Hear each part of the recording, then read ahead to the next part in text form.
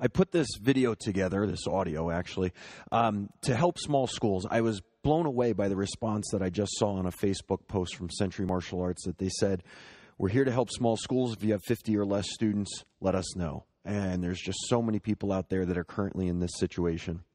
So I wanted to share with you my story, and I hope that this helps to inspire small school owners to, number one, keep going. You're doing important work. I want to make sure that you stay in the industry and help this industry expand. I think that we have a real potential to help our community by teaching people to become stronger, not just physically, but the mental and emotional strength that come from martial arts training is really needed in today's society. So that's first. Now, second, I also know about the financial pain and how hard it can be to try to keep your doors open when, you're taking money out of your pocket just for the right to teach martial arts. You should be paid well. You should be able to do this and go into the full time. But I'm not going to start this out by telling you what to do. I think that would be a mistake. You're probably busy enough, and the last thing that you need is to add one more thing to your list. So instead, I want to talk to you about how you should feel about this entire process. Because when you tap into the right feeling, that's what leads to the breaking point that can help your martial arts school grow.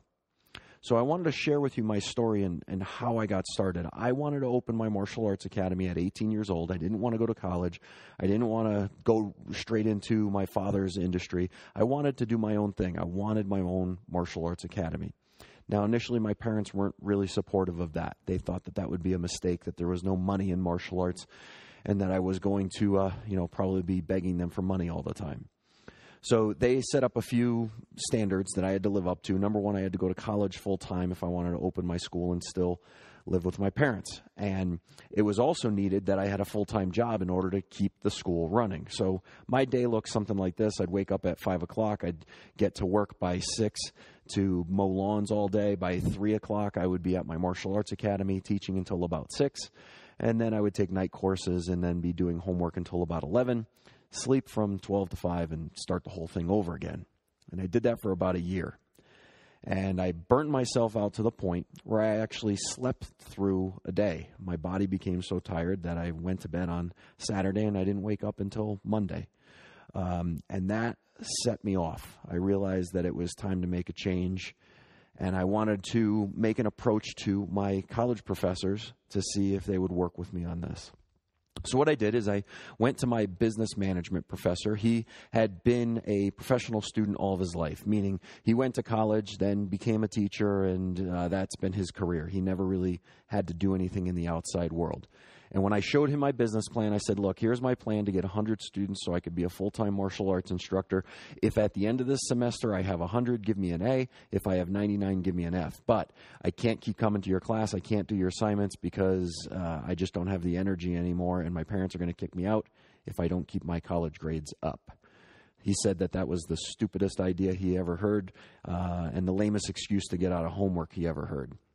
So I went to my next class completely dejected and frustrated.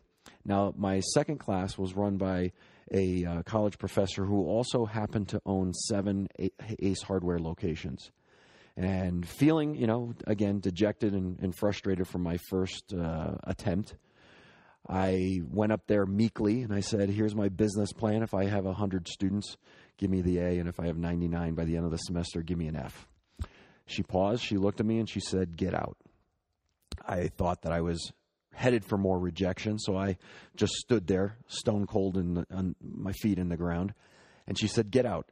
You know what you want to do. You know what you want to create. Get out and do it. Don't be here anymore. Don't worry about the grade or the A. You have passion. Most people that are in this class have no idea what they're doing and no idea where they're going. You do. That's valuable. Get out. Now, those were inspiring words. That feeling that somebody who had done it knows that I'm on the right track, that I can make this happen, was a real kick in the pants and a big help to get me going. But when she first said it, I still stood there in fear. And she said, I could see that you hesitate. Any problem that you have can be solved at the library. So don't worry about having all the answer. No business owner ever has all the answers when they get started. Get out, get going, and when you run into a problem, when you have a question, go to the library. There's a book that has the answer for you.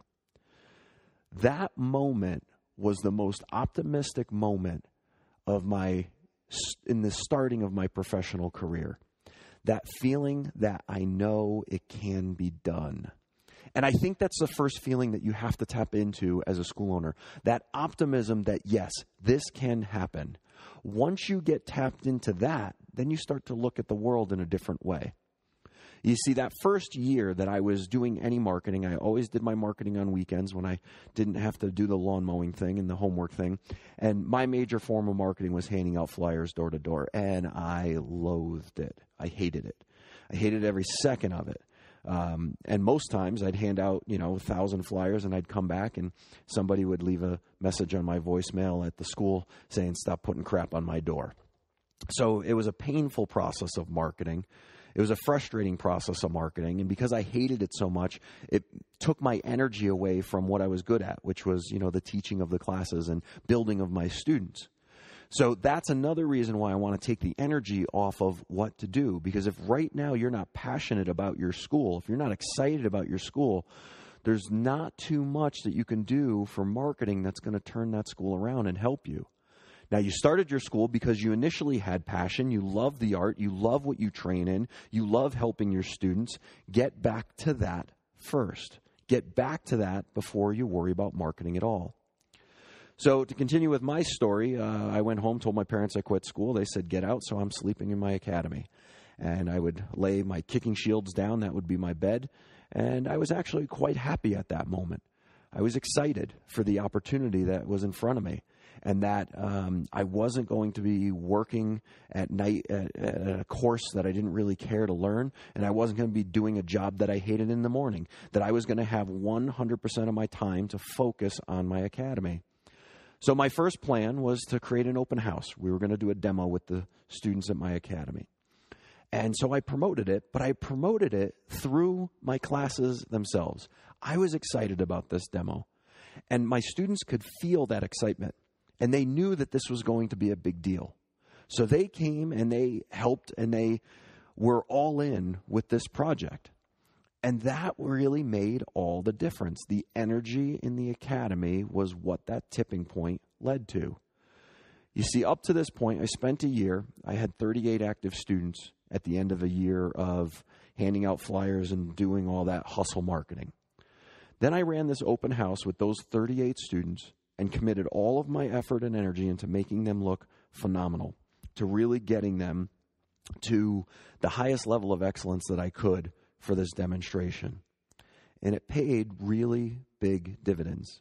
They were excited.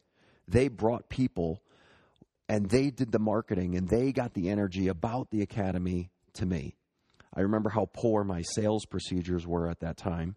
And at the end of the demo, I told the audience that if you're interested in signing up for martial arts, my prices are $85 a month and to leave a check on the desk. So it wasn't about having all of the answers to marketing and sales. Now, I'm not saying that you don't need that training. You absolutely do need an education in marketing sales. There's no doubt about that. But it comes second to your passion for your art. See, once your passion for really making your students better is known, and it's known to the people in your school, you're going to find it way easier to get the energy built so that your academy can grow. So that open house made a big difference. It seemed like overnight. Obviously, it wasn't. But initially, when I opened, I set the goal to have 100 students. When I got to that 38 point and just put all my concentration on my students, I turned around and one of my assistants said, "Hey, congratulations, we're at the 107 mark." I didn't even realize when we crossed the 100 mark because I was so preoccupied with just making classes better and getting my students better. So if you tap into that energy first, you've got the right resource to then start learning what to do. But if you don't tap into that feeling energy, the frustration will continue. So I challenge you to do that now. Thanks for listening.